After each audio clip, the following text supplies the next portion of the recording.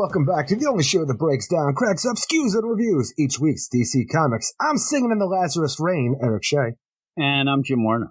And this is the Weird Science DC Comics Podcast, episode number 467. 467. This week?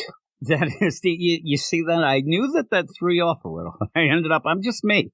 I'm not the purveyor of anything. I'm just going to be in there. Did it throw me off, or did it throw you off that you thought, oh no, what am I this week? Well, first off, I was going through a couple ideas in my head, like as the song was playing, and they were going to be an epic fail. I was going to actually say a bundle of hair and teeth, Jim Warner. The problem I didn't say that is because you would. That's why I didn't say it, you jerk. I knew you'd come back and go, well, what were you going to do to make up something? I'm telling you, you could put that on a missing persons flyer and people would find you in 5 minutes. Holy moly, I thought I'd be that leprechaun that they drew up there.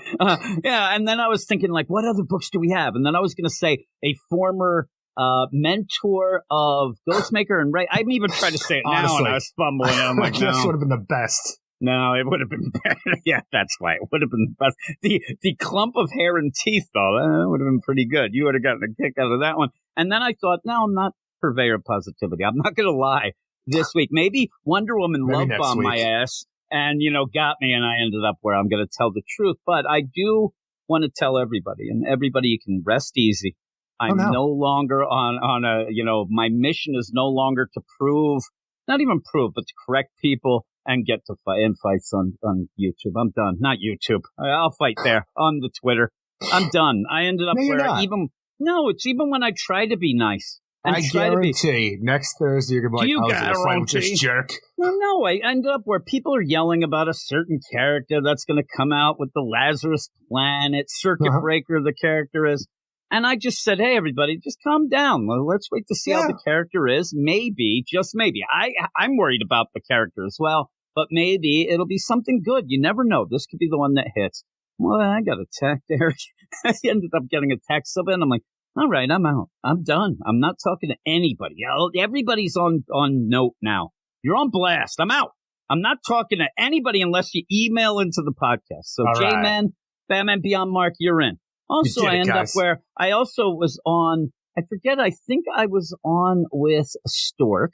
Still don't know the guy's name, Eric. I'm there with Stork and talking about the idea where I'm in the Slack and I start arguing with people there. I'm like, this doesn't do me any good either.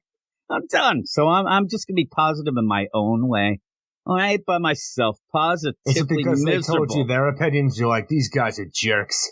No, it was more discussions. Just tell me that I'm right, guys, and I can be happy. I always feel bad. No, Simon, that guy. I end up where I wanted to, I was joking around, and I told you this already, and I said on the spot, the idea that I said, you know what, here's my hot take about the Batman Incorporated. It's too much Batman Incorporated. And I was kind of joking, but I never got back to it. That's and then I looked. Never said an emoji. They were knows. blasting me. I was on blasting. I was on the opposite end of the blasting. I don't like that. I want to blast them, right? That's what I like doing. That's what gets me going. I sit there. I'm like, I'm so miserable just every day. So I just want to pass that on. I'm just giving gifts of misery to everybody. This is the problem with social media. That is. But hey, if you want to get involved and not talk to me, I guess. Go to our Twitter at Weird Science DC. I won't get in any arguments with you. I won't be positive either, because that gets me in more trouble, it seems. This is the best promotional material I've ever heard. Twitter at Weird Science DC. Go to our website, WeirdScienceDCComics.com, and then go and check out our YouTube channel, Weird Science Comics. I ended up doing a news show today. I haven't done one of those in a while, but I decided to do it on the YouTubes, and that seemed to be, people being nice to me with that. I don't know. I'm telling this news. One of the news items I will tell you was that they are going to re-release the Batman Spawn special, that #1, but they're going to do it, Eric, get this, without any dialogue or story. Can you imagine that? I ended up saying, really? That's what most people did with it anyway. I know, that's what I think there were 3/4 there already. So, yeah, that was one of them. But I had fun doing that. So you can go over and do that. And then go to our Patreon, patreon.com/WeirdScience, where I will tell you, the badasses pulled a power move, Eric. They really ended up thinking nobody's getting the big books this week because if you are looking to hear. On the Patreon are. Yeah, Lazarus Planet Alpha #1 and Flash 790, the beginning of the 1 Minute War. Those are both the Patreon Spotlight books. They're a Patreon only episode that was about an hour and 50 minutes long, I believe. And we got into it pretty deep. We enjoyed both. It's weird when you go and hear people talking about both of these books. Most people seem to be liking the Lazarus Planet Alpha start a little better than Flash 790. We'll even have J-Men in the mail section say pretty much that as well. But me and you really liked the Flash 790. Sure did. As we talked about it, we actually started liking it more and more. We were propping ourselves up, Eric. It was like I got on that hype train. I was trying to get into the movies, and you were popping, getting the trench coat on me. 3 guys there. I got in there. You were propping me up, Eric. But yeah, we ended up liking that. No, I didn't really either. How about if I did that at the beginning? Hey, I'm 3 guys in a trench coat. Now that would have been funny. You would have giggled for that one. But yeah, we ended up talking about those, and we liked both of them. So it's a positive type spin. But I am worried about the Lazarus Planet Alpha as we go, or actually Lazarus Planet, because Mark Waid is kind of going to defer to a bunch of other people. So we'll have to wait and see how those one-shots are. And that's where you end up getting that circuit breaker type thing. The big play, though, is every time you look at the solicits, they're vignettes of things and don't really connect. It's just like, let's peek into this one. Let's peek into that. But that's why it makes sense. Remember when I said the idea, oh, Damien, he's just there. And what are we going to go through all this? It's because the main story runs through a couple of the books. And then you get this extra flavor. But like I said, the badasses, they did end up. I mean, I'm telling you, that was a power play beyond all power plays. You think they scored on the power play? I think they did. Erica. Were you a guy on the power play a lot when you played your hockey? Of course I wasn't. I can just imagine. You would have probably been a good defenseman. Yeah. You're a big dude, right? You like to get in there and get physical and stuff like that. Yeah, you did. Until they knocked my glasses off, then I'd cry. Yeah, then it's trouble. Because my parents were going to kick the crap out of me because they're expensive. Yeah, get those glasses off. You can't have that going on. But here is the roll call. Here are the badasses. Oh, my goodness. I would pay to see that. Here we go. We got Eric K. Jeffrey Greek, Stephen Bat-Dad Mitchell, the Annihilator, Ted Probst, I Love Punchline, Stork, Michael S., Cam, Matt Razor, D-Man 3000, Lady Abby, and Lord Andy, Francisco L. Rock III, Niels Taylor, David Fink, Stephen Baum, Jason Colby, Sue42 to you and me, Michael G., Ken Halleck, Comic Boom, Rocky, Ben Over Bitch. All right. Is that what we're playing? We're playing that game here? I'm so glad that, seriously, I'm not saying this to get it to happen, but please, I'm so glad that I don't have to read these nonsense names like you do. I thought this was going to catch on. Mark Jager, Nick Adams, Ruben, Carlos, No Wolf, Marv, Matthew Rapier, Luke Hollywood, probably drunk, Simon, blasphemy, Luis, Manship, might be dead, Andrew in Belfast, and Andrew in Belfast, took the sales deflations. I don't know what I'm saying here. Swanee, Anthony G, Joshua Million, my man Pete from NYC, Batman Beyond Mark, we'll hear from him later. Rob Lewis, our man Rob Lewis, a little shout out. I hope he's feeling better. Beam your Brandy Murray up there in Buffalo, and Double A Ron doxing his ass in Minnesota, and all-time great Reginald Drinkwater. And I was talking, people don't really believe me when I say certain books would be things that Reggie likes, and basically I tell them, any book that me and you hate, Reggie loved. So I just said, the ones that are not on the podcast because they drive us insane, they'd be Reggie's favorites. I'm telling you, he loved the wackiest things. But we have 4 books. That's it. I didn't even say. We have a plethora -2. I mean, seriously, I think next week is when we have a lot of books, right? The week that we don't need a lot of books. Personally, with what's going on in our lives, because we're going to have to record early. That's next week, right? Or is it the week later? Yes, I believe it's next week. Yeah, that's thinking. Oh, no, it's a week later thing. I don't know anymore. Whatever the week is, there's something coming up. But yeah, we have 4 books right now, and we'll get through them. I think they're a little darker than usual, but there's some things that people really like that we haven't. And maybe Eric Shea will learn to trust the fun and games of books and, have a giggle. We'll see, Eric. I don't know what I'm saying. We have 10 books next week. I'm not sure if that's accurate, but off of DC's website, that's what it looks like. So we haven't had a bigger week like that in a while, so we'll have that. And that's, we'll have to see. We'll see. But hey, we're here. 4 books. We got a Clumrad. Really, the big play is we don't have the Clumrad section. Batgirl didn't come out with the Wonder Woman. That's a crazy deal. So something got a little wonky there, or they decided to actually set it up so you don't want to jump off a roof. And Batgirl's is next week. Yeah. Great. But yeah, actually, when I read Wonder Woman, I actually pine for Batgirls. That's how bad it is. But hey, we're going to get to these best books. Wonder Woman book we've had in a while. Yeah, we have a couple of Bat-centric books coming up and things as we always do. But we'll get on to that right in a second. It's so long for them, Eric. And Dancing Mike, you don't want to hear anything from you. Take that, Eric. I'm good with that. Well, you probably would be, especially with our first book that we're going to talk about. But that's a good Paul McCartney song. When we end up getting into this, though, I just want to remind everyone that Eric Shea doesn't like fun. And while everybody loves certain books, he's there to give you the pish-posh of them. But I'm kind of with him. I mean, I just don't get the praise that Batman and Joker Deadly Duo is getting. I don't think it's as bad maybe as you think it is. Though I don't think it's great. And people are saying it's like the greatest thing. And I keep thinking, why is that? Like sometimes a book like this will fill a niche that, needs to be filled. Right? Sexy, right? You end up where... Give us that good old sleaze. Up until, the recent... I thought people were enjoying the Zdarsky Batman enough. It seems like people are turning on that, but not enough to say that you need another Batman book, right?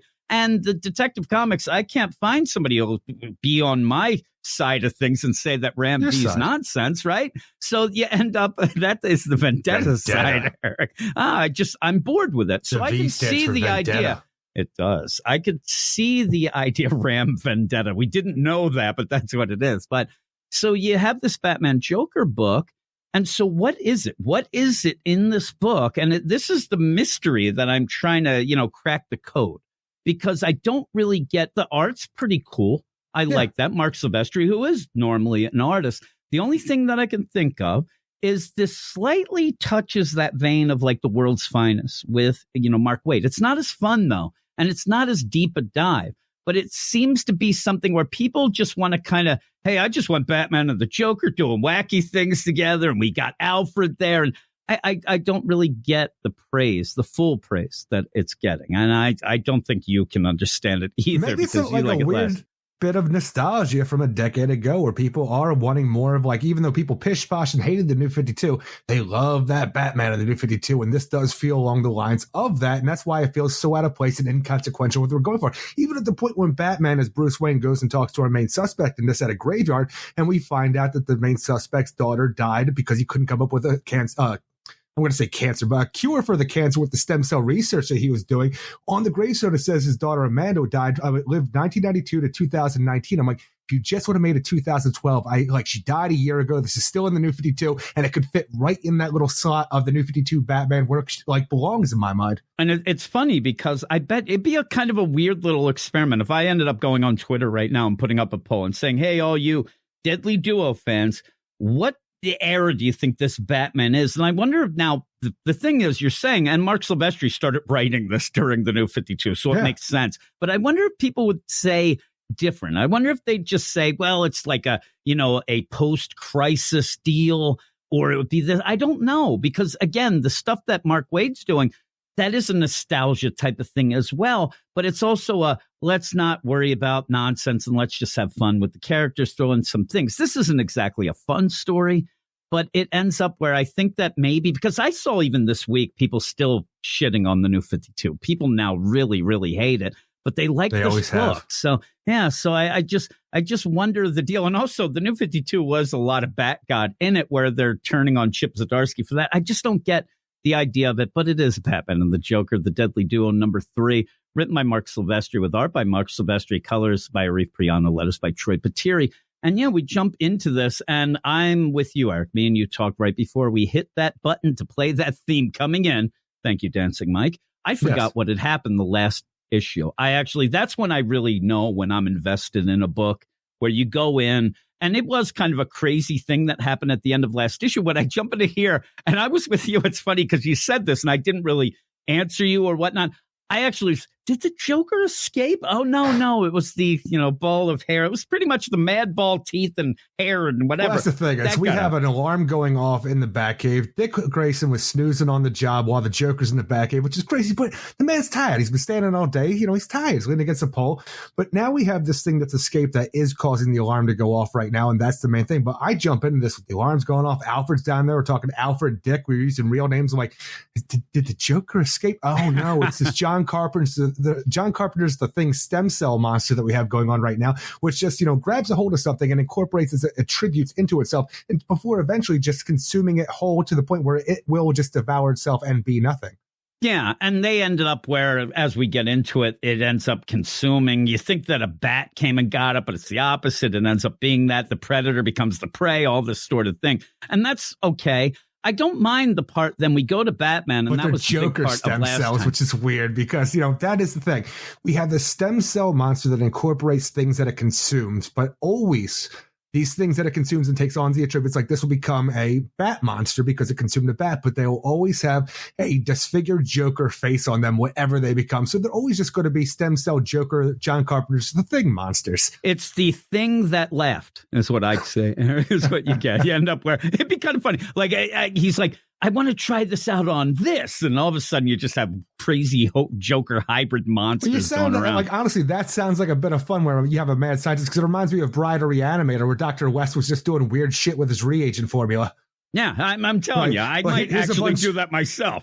Here's a bunch of fingers. I'm going to stick some wires in all these fingers, and I'm going to stick an eyeball, and I'm going to dab it with some reagent. And now I got a finger eyeball monster. Exactly. Now, isn't that fun? You got a Joker fingers. Bride of Reanimator was a lot of fun. Yeah, there you go. But we then go to Batman, and okay, at least they start going with things here. Silvestri does something, because remember when we said that the Joker was supposed to be the guy who goes here. There's a couple. They're hanging in this death trap. Oh, yeah, this is the Saw aspect of the book, because on top of having Harley Quinn kidnapped by supposedly our big bad and having Jim Gordon kidnapped by supposedly our big bad, in this issue it feels like it's something different than that, but I'm not sure at this point in time.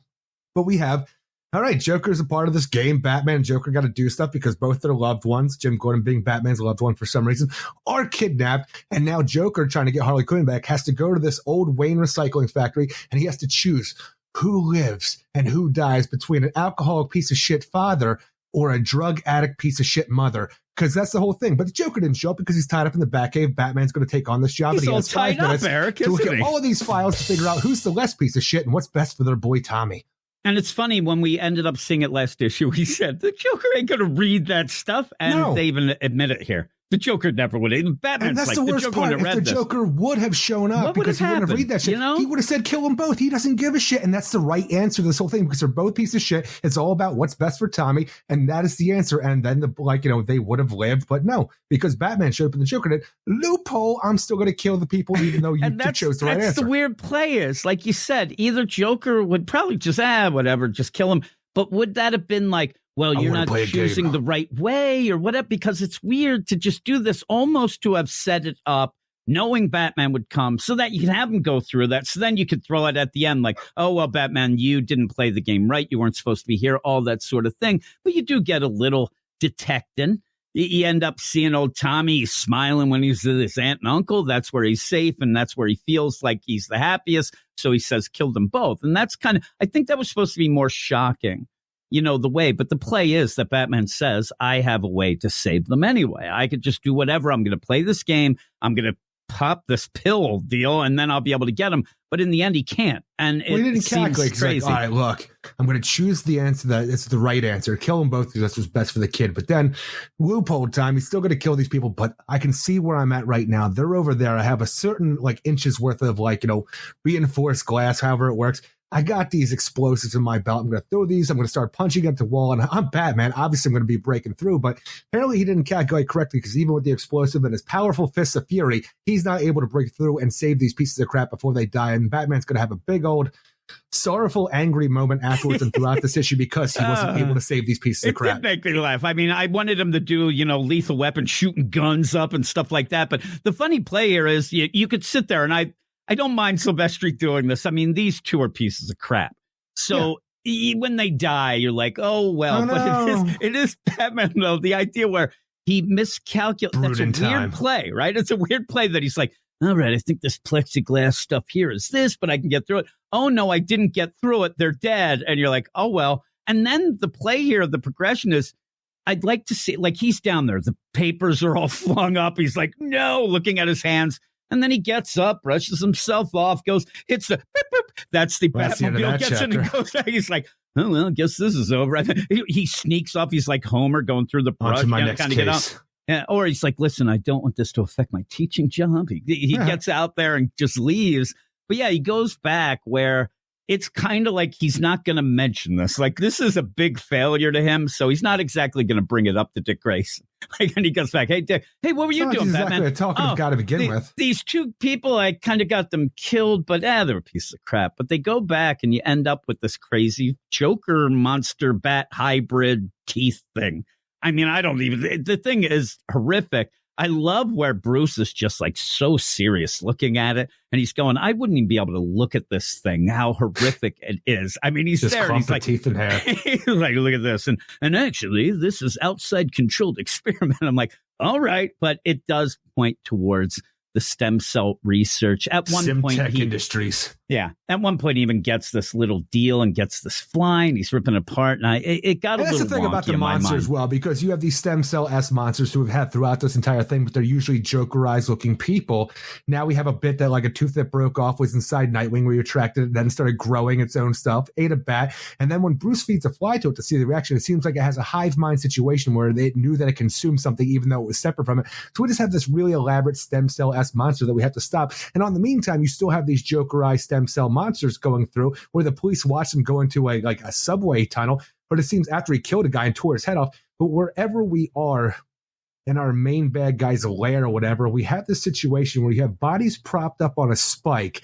This then monster goes with the severed head that he has and puts the severed head on top of the body. So now you're completing the bodies and everybody's standing there in suits. And I'm like, look, I'm not going to say it doesn't look cool. You're not invoking a lot of cool horror stuff right now, but I don't know what you're doing right now with the stem cell monsters. Eventually, we'll get to a point where at least we have a motive and stuff like that, and a suspect, and the idea of this doctor who was working on this who wasn't able to save his daughter, and even the idea of blaming, Batman and the Joker and the police for his daughter's death and everything which that's going down. Which happens a lot. That's nothing exactly. new. So, but that's okay.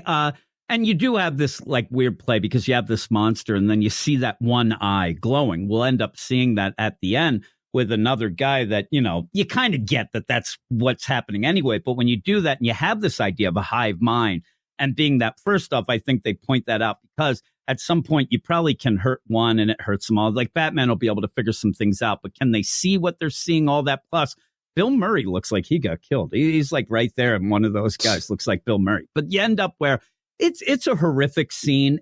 Again, though, it reminds me a lot of times like the Joker getting a bunch of dead bodies and putting them in the theater. You right. Have that deal and they're all dressed up like, oh, we got to get a special occasion. But it is that cinematic deal. And I'll give Silvestri that deal, too. It is a cinematic type of way that this book plays out. It's just that I'm at this point 3 issues where I personally I'm trying to get involved and I'm trying to care about it. I hate to say it like that, but I haven't really gotten anything that grabs me to make me actually care about what is going on. And that's kind of my disconnect of it. It may happen. We even looked up because we forgot. It's 7 issues. So that's we the have worst some part time. It's the worst part of the series for me, though, because while we have this diabolical plan where this guy wants revenge on Batman, the Joker, and the city police and stuff like that for everything that happened to him, causing him to lose an eye at one point. So now he's just eye patch man, like, old man Snake Plissken here. We know that eventually it's just going to lead to, because this guy wants the Joker. He thinks the Joker's a cancer that he needs to cure, even though like he hasn't been able to come through with this research because all he cares about at this point in time is revenge because he lost his daughter. But I just know it has to lead to the Batman and the Joker, the deadly duo. I just don't want to see Batman and Joker doing deadly duo nonsense for some reason. Like at the end, they're all fired up to do it, Eric. I mean, they're excited. Batman realizes that he needs the Joker to complete these missions because when he went out on his own before, he got 2 assholes killed. He's not willing to let that happen again. So now he has to take Joker out of his Gimp mask he put him in and take him on a mission where you have Batman and the Joker leap out of the Batplane onto a train for their next mission. I'm like, do I want that? And that's the thing again. With all the excessive Joker stuff, do I need that right now? but some people must. They really like this. And I'll give them one thing. And Silvestri, I think, does a good job, decent job. The characters don't seem out of character. The voices that he has, like Alfred, pretty good voice for Alfred, doesn't say a ton. And then when you have Harvey Bullock, which we don't get a lot of, I'm still waiting for PI, the private investigator, him and Gordon stuff. But you end up where... Are you really? No, not really. I was joking. But I like Harvey, though. And this voice for Harvey, sarcastic. It's good. I mean, and I think that's what maybe people are grabbing onto is these characters in a time, you even said, in a place and time in a world where half the characters are written horribly, this actually does a decent job. And I'm talking about things like a Tim Drake, stuff like that, where people, so you go into this, the art's pretty cool. It's just that the story itself, while it's dark, and that's not always my thing either, I just haven't been able to grab onto something that really gets me excited for the story itself. It's getting there, though. I will tell you, this issue is getting towards something. But then, like you said, then they're jumping out skydiving with the Joker. And then I'm like, all right, well, at least we have a suspect now. But even in the background, we have a suspect who, by the time he reveals his eye patch taken off when he's in the mirror, when he realizes somebody hacked the SimTech computer and knows it has to be Bruce Wayne, who was just asking about it. He's like, you just made the list, Wade. He takes his eye patch off and he's that glowing red eye, like all the Joker monstrosities that he has in the subway tunnels. Yeah. But we have all of this stuff building, and I'm wondering why it feels almost disconnected from what we previously had, because we didn't have anything with Jim Gordon or Harley in this issue, where each issue it's like, well, we're going to cut a bit of Jim Gordon off and send it to the police. And you're right, because that was the tension of it all. That was the idea. We got to get this moving. We got to do it fast, because you'd have that, parts going. Without having that does kind of slow the overall pacing in my mind off. But we do get a suspect, even though when we see him right away, I mean, really, he might as well have a sign pointing at him. This is the villain. And then he goes, and I thought that the funny play, though, was Sims. It might as well be Mr. Sins. Yeah, really. And then with that, Bruce, he's not even going to cut corners. Now that's where you get maybe the Bruce deal of the timing. You have to get this done, because usually Bruce might be a little more subtle than just walk in and talk to this guy at the gravesite of his daughter and say, hey, why weren't you doing this research? I'd really like to know about it. And then breaking into the computer to find out later. And nobody else would be able to do it anyway. And then you're like, okay, it's you. Again, I would hope to think that might be a little play on Bruce, Batman's deal as well. Now, I will tell you, when they jump out of that plane, holy crap, Batman never skips a leg day. I mean, I'm telling you, his leg muscles have leg muscles. I don't know why you think he would. I've never seen anything quite like that on a thigh. Holy moly, yeah, really it is. And his feet swelled up by the salt air. Oh, geez, that's still a problem for me. But yeah, when they have that talk at the graveyard, again, everything is well done. I think the dialogue, it's just that part kind of slowed things down a little more as well. But you end up having that. And I like that idea, throwing the stem cell research in, and then he gave it up. And the idea that he could have cured the world. It makes monsters, apparently. Well, look Not at the because guy. of fetuses. Seriously, can you imagine? He's like, hey, we have the Senate committee here. Let's get the Sims guy. And they're like, oh, what the hell happened to your face? Get out of here, buddy. Right there, they're like, if stem cells work, you would have done something about that mug of yours. But I like the idea. I mean, there's the one thing of, there's the one thing about like a Mr. Freeze where, until recently, the Nora thing's never going to really get but this is revenge for a dead he's never going to stop or be satisfied, because his daughter's dead. He can't bring her back, so he's there. But I love the idea. Jigsaw with stem cell monsters. Exactly, he is. But I do love that play of this guy could have cured cancer, but only wanted to do it for his daughter. And when she got it was done, he gave it up. And again, Bruce Wayne coming now and saying, maybe he should have looked into it right away. This is something that might have helped the world. But I like when he ends up, I don't care if you're the main shareholder, Bruce Wayne. I'm like, Bruce, just use your deal and get this into, the info. But they end up doing that. I actually do like that. And you end up also where you have Bruce and he's thinking about things, right? He's thinking it out. He's like, you know what I need to do? I need to go and turn off all the cameras and beat the shit out of the Joker, because he ends up saying, turn off the cameras. And I do like, sir, should we do that? Alfred just wants to watch. This is what's just going some on, weird right? ass Batman foreplay at this point, because Batman knows he needs the Joker for the next mission. He doesn't like it, and he goes down to the Batcave. He unzips his gimp mask, eyes and mouth so the Joker can talk, and then he beats the ever-loving crap out of him. He's like, all right, now that we're all turned on, let's go on our mission, Joker. Exactly. In my mind, what he was doing here is going in and saying, okay, I'll give you a favor, Joker, if you give me one, and beats the crap out of him because he knows he likes it. What a favor. And then he's like, oh, man, what favor do you want? You got to team up with me. I do like when he's in that it's a rock mask, right and he's now. like, Let's go. this is going to be awesome. 10-4, good buddy. Okay. Yeah, really. 10-4 indeed. But yeah, he beats the crap out of him. I don't think he skips tricep day either. Look at this guy. But yeah, you have this going on. And again, if you're going to have fun with forehead day. No, or Gimp Day, or, whatever. At least he brushes his teeth, it looks like, right? Gimp Day is Thursday, is what it is from now on. Everybody celebrate Gimp Day every Thursday. I don't like it. That's when we do the spotlight. Usually what it should be is, Tuesday, because it's right before Hump Day. But I like it afterwards, Eric. You do the Hump Day, then the Gimp Day. Now but yeah, when they go and you have this whole deal where Batman and Joker, I like Joker's jumping out of the plane there. He's still, chained up and shit. Batman's just going to let him plop. But the big play here is that Sims, he's there. It's funny when he reveals, he's like, I'll take my eye patch, and oh my God, he's the Terminator. But you kind of knew. It is that scene, though, from Terminator 1 when he's looking in the mirror. That's what it looks like. And I kind of like it. And I like his look. But yeah, we'll see what's going on. He has that eye. I'm thinking he could see through the hive mind, so he's kind of controlling them, whatever would be the case. But stem cell monsters. We'll see what happens. It's weird science. I actually, you did it, Eric. I actually thought maybe we just make up a, hybrid monstrosity army. Right? We'll take it on. We'll make there's a foot running around that looks like the Joker, a ham sandwich. It feels like those weird monsters, though, that we had in Tomasi's story and his detective run, where it turned out to be everybody was killing, Batman's mentors, but it was all a dream machine, fucking nightmare mission he had.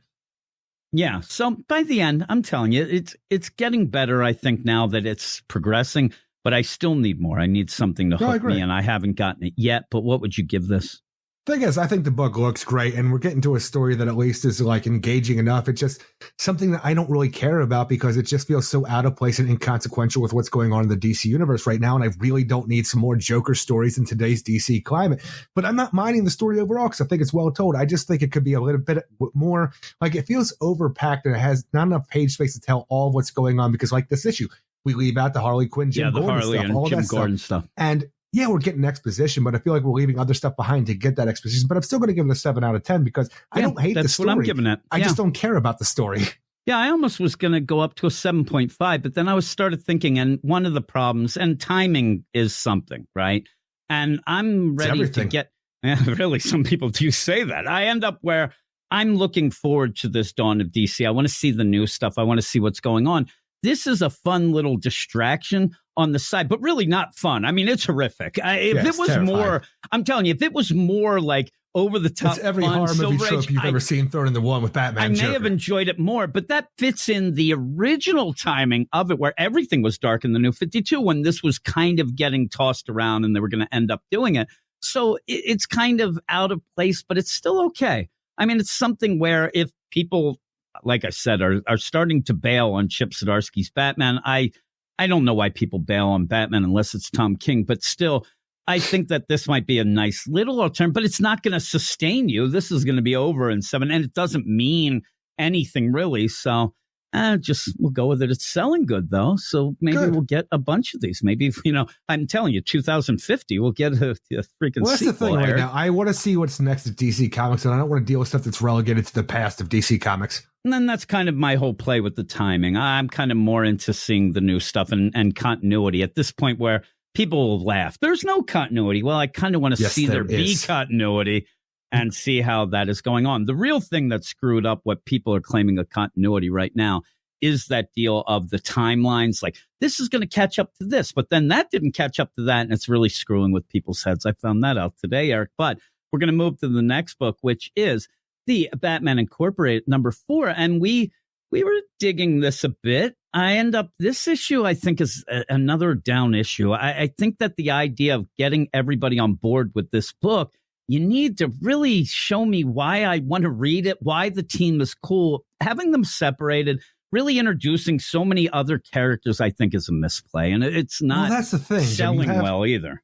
You have Batman Incorporated. You have Lex Incorporated's Batman Incorporated going on there. So you have all of these characters on top of the mystery of who is Phantom One. In the previous issue, we had the big sit-down explanation of like who Phantom One was as Ghostmaker's sidekick and how Ghostmaker let him down when he left him to die. And now we have a motive for why Phantom One is going to try to take him down. Not only take Ghostmaker down, get Clown Hunter to take him down, but also frame him for murder to get the rest of the superhero community on his ass. In this issue, now we're going to have the Black Mist, the Batman of Ireland or the Batwoman of Ireland, tell us how she's involved with Phantom One, how she found him on when he was left for dead, raised him back to health, and then got all this. I'm telling you, next issue is going to be about how Phantom One got Lex Luthor's Incorporated together to take this on, because we have a bunch of extended fight scenes with all these individual characters that, if you're new to this, you know nothing about. It's just a bunch of Batman Incorporated characters against Lex Incorporated characters fighting each other out while the Black Mist sits down and tells us what she knows and how she's incorporated with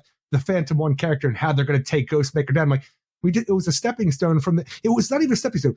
It was just a continuation of the explanation that we spent all last issue having now. Problem. Like, so that's all you get. It's so weird, right? It's weird because, like you said, and when you were saying it, I almost put it in, the idea that we already got a motivation for Phantom One. Now then we get the motivation of the motivation. It's like all on top. And then you're waiting for, like you said, I'm waiting for somebody else like Jiro to say, wait a second, I do that. Like, everybody's just going to have these out of nowhere, but I was doing this, but I saw you doing that. It's one of those things where I thought that we were already set up pretty well to just tell this story. Phantom One was left for dead.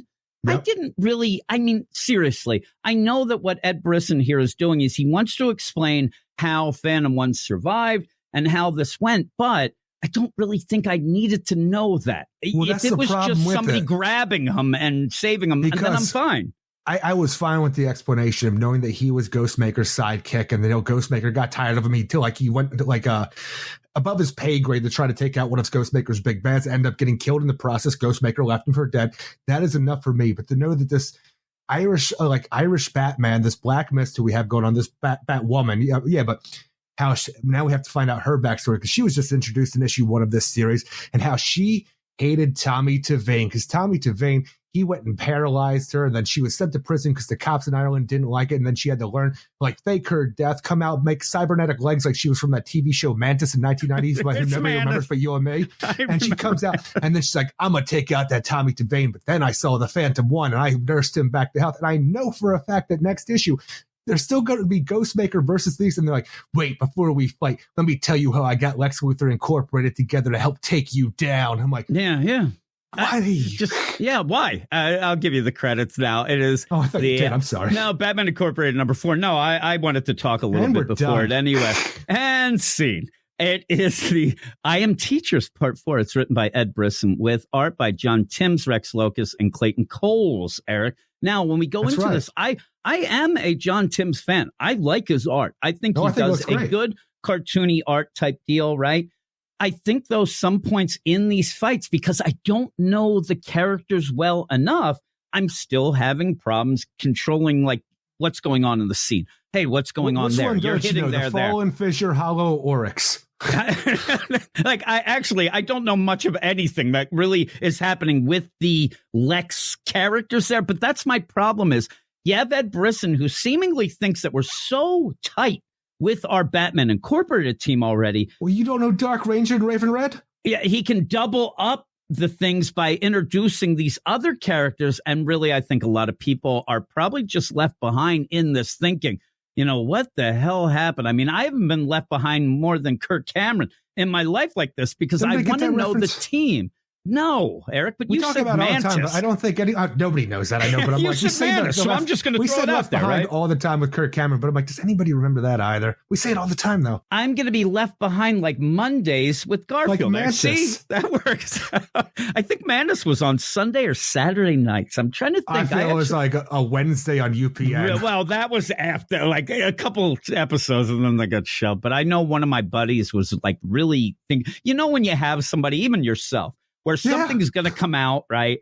and you're like, nobody knows much about it, but this is going to be your thing. And you're like, man, this is going to be awesome. But you really don't know why you're saying that Sliders. or somebody else, right? Yeah. So my one buddy, Joe, was so into this idea of Mantis. He was So like, was this I. is going to be awesome, awesome Mantis. And then it came out and he's like, I don't know if I really like this, but he had to keep going with it. Though, luckily for Mantis, it wasn't that long. It didn't last that long, Mantis. It was okay. You had a lot of things going on with that Mantis that actually was ahead of its time. But you end up with this, like I said, you end up going to these fights. But I wasn't sitting there thinking like, oh, man, I can't wait to see El Gaucho go against this guy, or I can't wait to see this. When you go through these fights, I just want to get to Phantom 1, Clown Hunter, and Ghostmaker, and then have the team. I mean, what's happening here is you have to have something for the team to do, and it has to be kind of inconsequential overall. And as it turns out, though, our Batman Incorporated under the leadership of Ghostmaker, well, they ain't shit compared to Lex Incorporated's Batman because they all get taken out by these random, like, individual Batmen, even though everybody's paired up. So we just have them all being gathered up to be taken back for whatever the final countdown is to the main plan that Like Black Europe. Mist and Phantom 1 have. Exactly like Europe. It is like, yeah, if I want to hear, yeah. So you have these fights, but again, are we that invested in these characters? Because we're not really getting character work either. We're getting the same repeat. Hey, listen, Ghostmaker, he's not what he seems. And these people that you're going after to try to save are actually murderers. They don't deserve to live. We're taking them down. And then we find out, By murdering them. Yeah, really. We're taking down those murderers by murdering.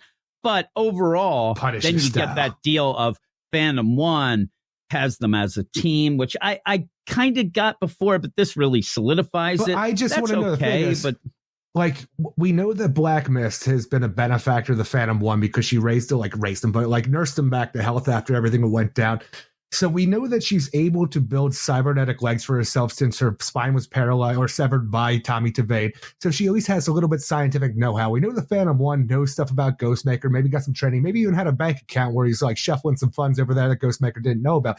I just want to know how Phantom 1 and Black Mist were able to discover all these Lex Incorporated Batman across the world that are main Batman Incorporated characters with billionaire freaking Ghostmaker leading this team weren't able to find. what I want from this, but I don't. It's weird because we're getting a bunch of these Lex characters. Now they're murdering people. So could they be Murdering on Batman murderers. Incorporated now? Like, could you have them Ghostmaker's on the the leader, dude. team? I know, but it's still Batman overall. That's the thing. I think, but will Ghostmaker trust any of these? Because if we're taking the time with We these trusted Grey characters, Wolf. I hope that we have this. But murdering people, he just was doing his deal.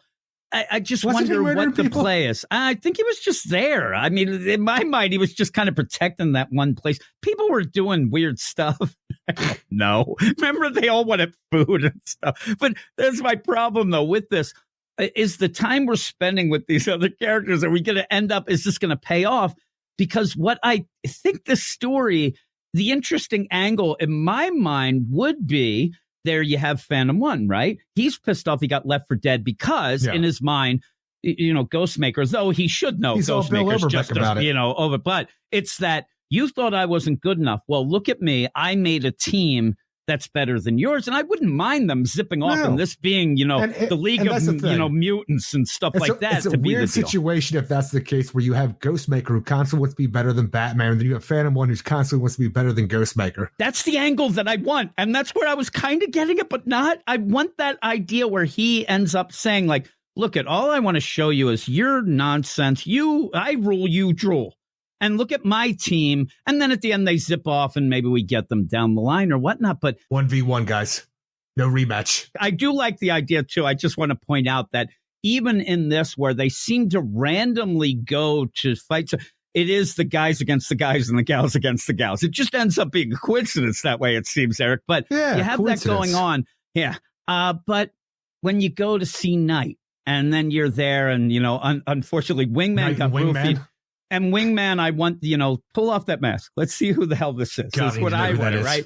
But then even Night then gets taken down. Like, this is the problem. Most of Batman Incorporated is getting taken down and getting taken away. And the thing is, they're all paired up for the most part. Yeah, fucking Wingman's roofied. So we'll call that a foul right there. But they're all being taken out by one member of the other Incorporated. So obviously, Phantom 1's team is better. Yeah, they are.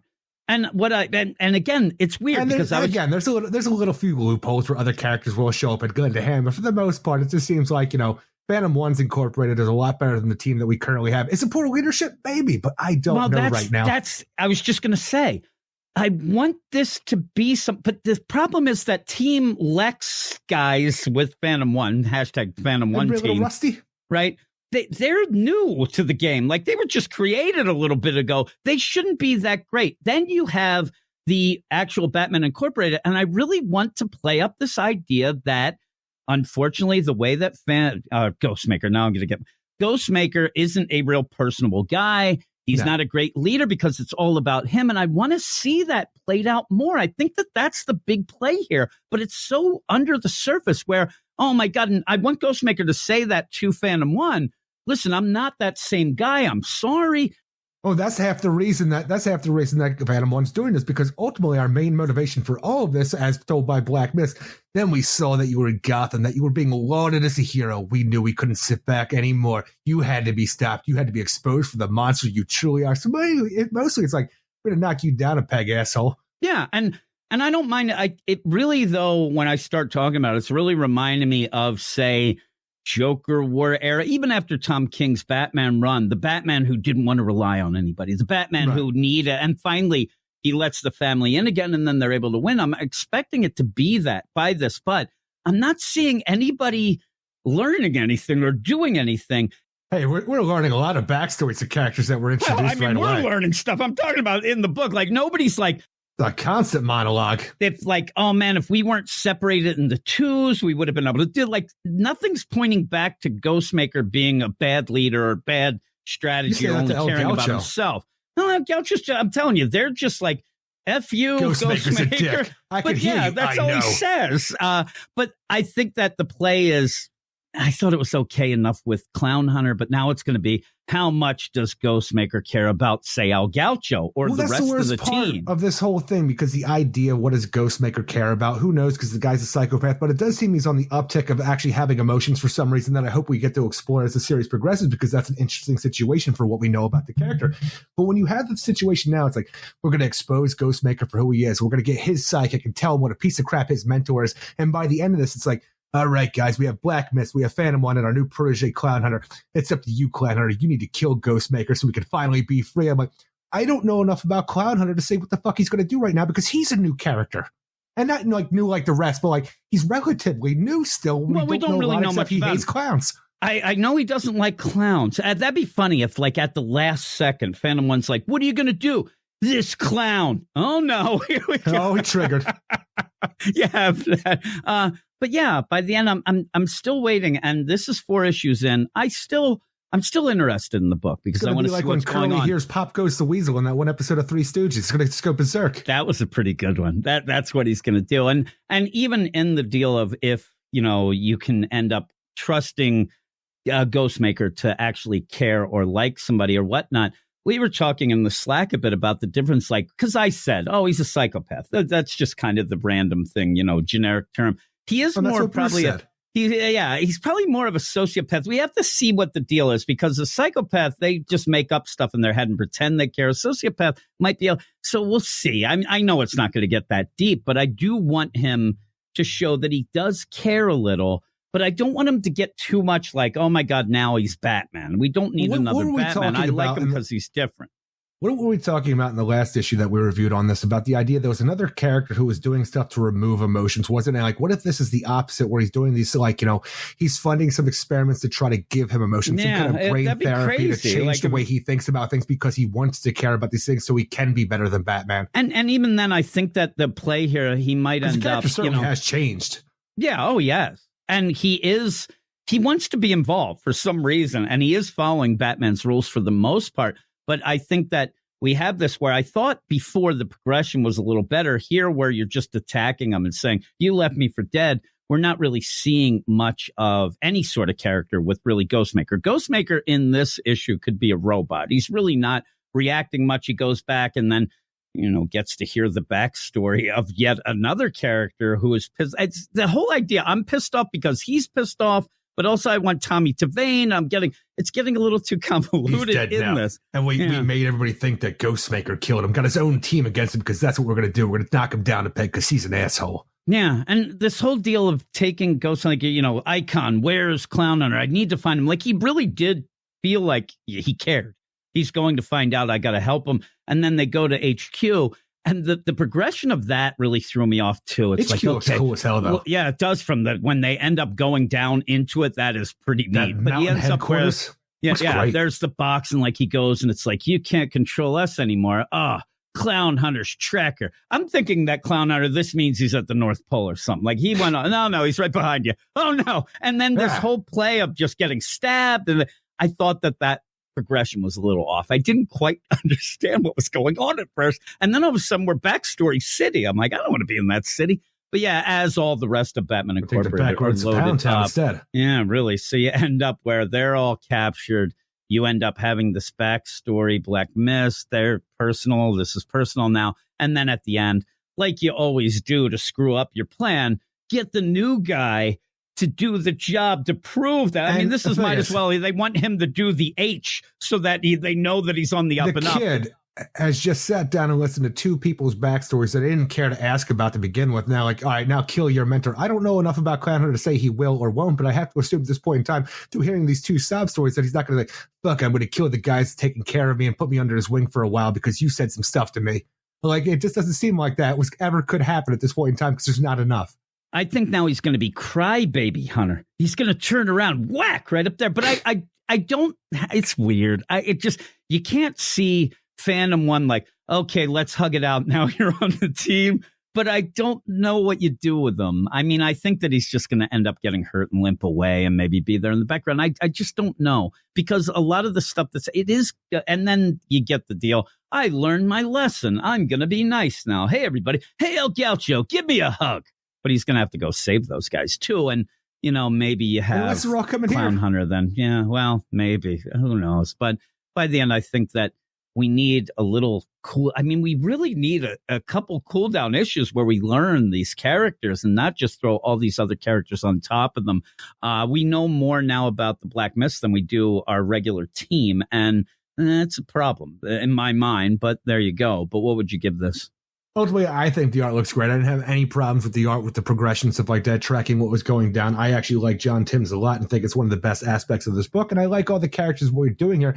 It's just exposition heavy in ways that doesn't feel natural. And at the end of the day, it's just a lot of battling with like no consequence really. And Exposition City, like you said, like I still don't mind the series, though. I want to know more. I just don't think it's going in the right direction right now for the story it's being told. So I'm going to give it a 6.5 out of 10. Yeah, I'm going to give it a kiss my grits 6. And where I say some of the art progression, the one point where El Gaucho is getting electrocuted and Jiro has to come in, I'm like, I don't really get what that was going on. And everything's real close up. And then, like I said, one of the big plays when you get Ghostmaker stabbed through and, oh my God, it was that. I didn't really even understand what was going on at first. I'm like, oh shit, now I see. Because everything got real close up. I don't really dig that, but most of the stuff looked pretty good, and I like the character work. That looks. I'm really going to say though that the best pairing that we have right now is El Gaucho and Raven Red, because they were able to take out their Lex Incorporated character and even put up a bit of a fight when the backup showed up. Yeah, actually, they were pretty good. All the rest, like, oh my God, they got taken down like chumps, Eric, not champs, chumps. But hopefully I don't know, maybe it'll be one of those. And if anybody listened to me, you, and Brandon, when we started out the Marvel podcast, we had an issue where the first arcs were rough. And maybe this is just one of those where this story kind of gets us going. You want to get Ghostmaker in this certain position, and this is a rough way to get to it, but then we can move on and have something pretty good after it. But like I said, it's a shame because it's not selling, and I'm interested in what this book can be, but I kind of want more of the Batman Incorporated. I want more of the team, not just Clown Hunter and Ghostmaker. So, like I said, maybe at this is a means means that's to what an I end. actually only want. Yeah, I want to see like them doing some stuff and more all than anything together. though at this point in time, it's the craziest thing to say. I want to know how they have this tracker on Clown Hunter that Ghostmaker finds, because this thing looks the size of a mother box. Like, he's got the fanny pack he puts it into. Like, where does Clown Hunter keep this thing? That's what I'm saying about the deal. That seems like just a box. He ends up grabbing it out of the thing, and he has this little like tracker in his hand. That's the thing. It is a little chip, but for some reason I don't know why it's in this big old box that they put it into. This is and again, I say that's the art problems of what I was having problems with, but that might be more of a description of the scene that you end up John Tim's having to go. It looks like a mother box that's floating in, the air, and he grabs this thing out like it's nobody's business, but it was. So do you think weird. they cut that chip out of Clown Hunter? Maybe. Look at him. Like, everybody seems to have Band-Aids and shit on him, but he looks pretty good. Maybe that's where his shirt was. That's how I imagine, actually, this is the progression that I wasn't getting. And it's not because of the art, just how I wasn't thinking about it properly. But all right, what we need to do is we got to cut this tracker out of you. And I got to put it in this box right now. It's going to block the signal so, Ghostmaker can't find you. And then we're going to go back to your headquarters. And we're going to put this box in a little safe here. I'm going to open the lid a little bit. That's going to send the tracker out there. It's going to lead that guy back here. Just leave the lid open a little bit. Just give it a little air. That tracker signal will get out there. And then Clown Hunter says, wait a second. Okay, we're going to cut this out of me and put it in a box that's 3 feet from me. Why can't we keep it in? Don't cut my ass. And why can't I just stand there? Because the big reveal isn't me. I don't have to surprise him. You're surprising him. I stand there. He comes up to me. We hug it out, and then you stab him. Stab him in the back right there. We don't even have to do anything else. Please stop cutting me. And he's like, no, I really think we got to do it this way. We got to cut you because that's the plan. He's like, get cut on a little bit. I don't understand your plans here. I don't know. Maybe that'll be the deal. He ends up turning around with that bat, with the batter eggs, and he hits Phantom One. Now that's for cutting me for no reason. Apparently in this group, though, this Phantom One Incorporated, whatever you want to call it, they still allow hazing, and I don't go for that. Yeah, that is true. They do. Gotta get cut on if you want to pledge. That's trouble. I mean, I told you a bunch of times that my buddy I was in the band with, his dad getting into I almost said sorority, a fraternity. He had to put a jelly bean up his ass and then walk around a certain amount of time and then take it out and eat it. And that was his deal. I'm like, so you'd never gotten that fraternity, right? He's like, nope, I'm proud. Sigma Pi. Like, all right, see you later. I think I actually made the joke where we were sitting there and, my buddy Brian, I actually know. I said, you kiss this guy? And she started laughing. They liked me here. That was a joke. You kiss old butt lips over here? You kiss over there, Mr. Jelly Beans. It's funny, too, when he told us this, he really went through a lot of this deal of almost like a CIA thing. If I tell you this, I'll have to kill. Like, you can't tell anybody. Who am I going to tell? Now I'm telling everybody. I guess he was right. You don't know that his name was McConaughey. Oh, my goodness. I'm in big trouble. Loudmouth Jim Warner can't talk about butt lips over here. You know that me and you have a couple things we're not supposed to tell. You know what I'm saying? Yeah. Hey, you know what I'm telling. Oh, my goodness. I don't want to be dead. But with all of that, that's the first section of I wonder what people think that is. But that's that. So, yeah, we're starting out with some sixes. It's all good. We have, so many better books later, right? We have 2 more books. We have a Clune Rad book, and I Am Batman, a little penultimate. So we'll be back with that in a little. And we're back, Eric. We are back after that long pause there. A little song, a little dance. Long pause. Dance on that Hubcaps long and star screams. Pause. Yes, indeed. But here we are. As I said, we have 2 books, and one of them being the I Am Batman, the penultimate issue, which is weird because I even looked it up. I think, because we were talking about it on the Spotlight. Is 18 the last one? Does it go? And it seemed right, but I ended up looking up. In my mind, it was either this one or 18, and I hadn't read this issue yet. Once you get to the bottom of the end of this one, you know there's one more. But even right before I jump in, I'm like, okay, I'm going to look up. Okay, let's look it up. How to dispose of a 115-pound. Oh my goodness, not that one. That's for later. I ended up What's in the search history? I put I Am Batman canceled John Ridley. And I thought that this was going to be something that would pop up easily. It only just sent me to the solicit for the 18 that at the bottom finally does say the triumphant, ending. Yeah. And I'm like, oh, really? Like, this really seems to be a book that people were all up in arms with. It didn't catch on. We said this. Some people do really like it, but 5G that I wanted to like, because I didn't want to like any of 5G, all that stuff, but retooled, reworked. I thought that this could be a really cool look at a street level Batman, almost a la like a new version of like a Batman Year One for the stuff that we would tackle, especially when we go to New York. It's just John Ridley wants to deal more about people's privileges than actually tell a story, it seems like. I mean, check your privilege should just be like, the graphic novel omnibus, like, I am Batman, check your privilege. It should be that. And it ends up where, of course, there's the big joke on South Park. And that's, unfortunately, it's thrown in so much in this that I actually started laughing about it, especially in this issue when it comes up the most inappropriate time. It's not inappropriate. Who talks but the like most this? weirdest time. When you're all angry about something very personal and then start yelling about checking your privilege. But really, it started with Tiff. Then it kind of went, and then everybody. I mean, everybody's running Where's around. Man Ray?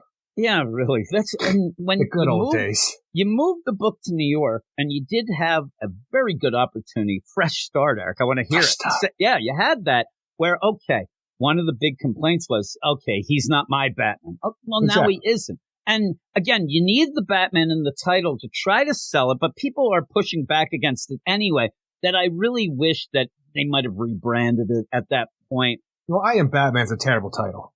It is. It's terrible. It really is. It'd be funny if all of a sudden we get more crew and it's We Are Batman, then like the We Are Robin. I want like Batman, New York Knights, but with a K.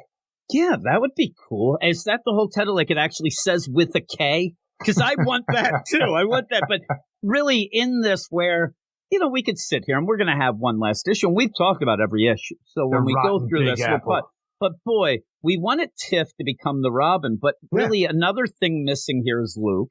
You haven't mentioned in this, but I wanted Luke in. And really all you needed to do, I know that the Batman's the big play, but you could have had him, assume, and I'm talking Jace, assume the role of Batwing. And I think that it would have been given a little more chance by people, and you could have went with Luke's that. Not using it. Yeah, that's what I'm saying. And then you'd have almost that idea. You could even play the idea that Jace has no idea that Luke was, and then you have that kind of interplay where Luke's pissed off, but then he finds out this impersonator is his brother. That'd be pretty cool. But Luke is MIA. Because we never got that idea with Batman showing up to wonder what the hell is going on with this other Batman. It's just such an odd, weird play, but we'll get into this. What are the credits there? I Am Batman number 17, written by John Ridley, with art by Christian Duce, Eduardo Pansica, Julio Ferreira, Rex Locus. I wrote Red for some reason, but it's Rex Locus and Troy Pateri. And in this, we find the deep, dark secret of Lucius Fox and how he went and, fooled around with some other person that he was working with when him and, Tanya weren't having the greatest times in their wedding. A woman named Elena Aoka, and she's the real biological mother of Jace Fox. And it's deep, dark secret that apparently just, they know, Tam knows, anybody on the internet who's going to kidnap Elena Aoka, everybody knows, except for Jason Tiff, apparently. And even Luke knows. Yeah, Luke knows. Yeah, no. Is that why he's never looked at me like a real brother because he knows him? I'm like, you're still brothers because Luke's just like the fuck. Yeah, and actually the whole idea of this is, hey, is it that he didn't want to look at me because of this? And I wanted Tam or somebody to say, no, you were a piece of shit. That's asshole. Why they weren't looking at you. You killed somebody. I mean, seriously, there's other reasons they didn't like you. But in this, where you have that being the big play, is there anybody, we said Tiff, anybody else likable in this? I mean, you could say Tam, but she's not really doing anything. The thing is, I love Tam Fox. I thought she was really a breakout character in the Red Robin series. Yeah, you loved the New 52 done did her dirty, and we've only been dealing with the idea of this drug that was put on her, caused her to go into coma. Now she has to use the crutches. But we have finally gotten to a point where maybe she could be good again. But to find out about that she's known this entire time as well for no apparent reason except for the spouted out here. She's not likable here. Nobody's likable. And I'm telling you, Tiff is the best just because she's an outside of the family right now. Like Luke, he's been a dick every time he shows up in this book too. But Tiff outside, she just wants to do the right thing. Yeah, she talks about checking her privilege a little bit too much in the series. But when she puts on a costume, she doesn't want to be a sidekick, but she's still going to work with Jace, who she knows is Batman. This is fun stuff, and she's not a part of the family drama that we're dealing with everybody else who just look like pieces of shit. Yeah, so here's the play here. And I think that at this point, I think what the problem is more Lucius and the whole thing. Because remember, this book also deals with the Bruce Wayne money that still people say to this day, Lucius stole it. He stole the money. But you never really play around with it that much. But you also have, just think of this. Lucius has the Wayne money, right? Yeah. They have all this. Everybody goes off to New York. He stays behind. Is he stepping out, Eric? I don't know. But he stays behind, which also felt odd and weird for a family. Then everybody's always arguing. Jace is a piece of crap. He's upset. He's not likable. I like him as Batman because we're seeing a Batman who's struggling, which is what you kind of get, like you said, a year one. And it's something we don't get often. So I like that. A real Batman without money, even though he has his father giving him the stuff he needs to be a Batman. So you can kind of throw that out the window, but it's still more low-level stuff, which I enjoy. Yeah, well, and when John Ridley goes into this, you have that idea of that juxtaposition. He wants to fight for the common man while he's one of the richest people in New York City. And that kind of goes with Batman as well. And I didn't, but John Ridley ends up getting all the pieces that he has in this puzzle. And this fucking puzzle he makes is the most uninteresting, most annoying story that you can get out of it. He ends up not wanting to write a Batman story, but yet wants to just yell about checking your privilege to the point where Jace finds out what is going on. These people are saying, this is my mom, that can't be. And you even have his mom say, you're not my son, but I always loved you as a son.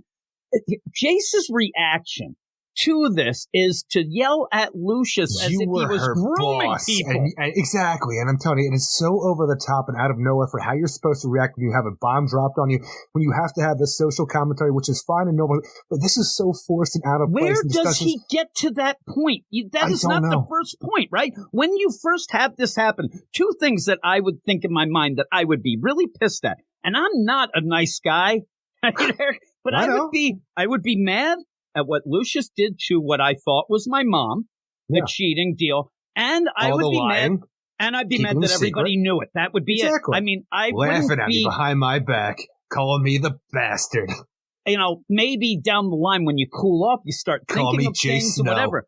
Yeah, really. And so, so when you get this, and the first thing that comes out of Jace, like, what? What's going on? You were her boss, and you took advantage of your situation and your privilege. I'm just sitting there, I'm like, well, I'm all about drama. I want this bomb to go off because I love Rubberneck and seeing all this stuff go down, but what the fuck are you talking about? Yeah, I mean, and then, you know... And that's not even the worst of it, too, because like we talked about at the beginning of this, there's no likable characters. Even after this bomb is dropped and Jace has the most illogical reaction ever, he goes off to have some thinking time, and he calls up Hedaya, and Hedaya's like, I hear on the news that this immoral authorities kidnapped your mother. She's not my mother. Well, she is, but you know what? I can't talk right now. You don't have time for me anyway. Isn't that what you told me? Click. I'm like, fuck. You told me, asshole. I'm telling you, this nonsense of, hey, we have two more issues. We talked about at one point where Keith Giffen, we laugh because he'll have some series. Threshold. He'll burn shit down to the ground by the end. He'll burn shit down. So he's like, listen, DC, you don't like what I did and you're canceling it? Well, I'm never going to let. It's a weird play. It's like shooting yourself in the foot. But he says, I'm going to tear down all these characters so they'll never come back, right? So he does that, has fun with it.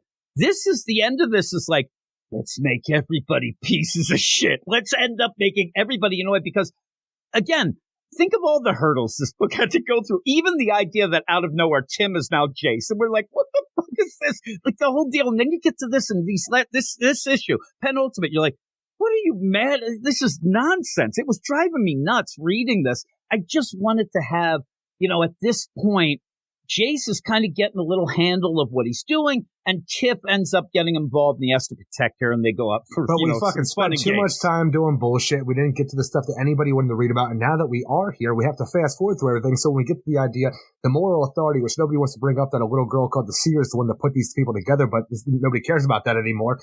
But we just have the moral authority here. They're going to take it back to the people by killing people that, you know, and even their motives, like, we're going to kill people to prove how much of a piece of shit Lucius Fox is. I'm like, I don't know if you really proved your point, but you also have Lucius Fox at the, hey, you're going to pay the ransom? Fuck no, I'm not going to negotiate with terrorists. Go fuck yourself.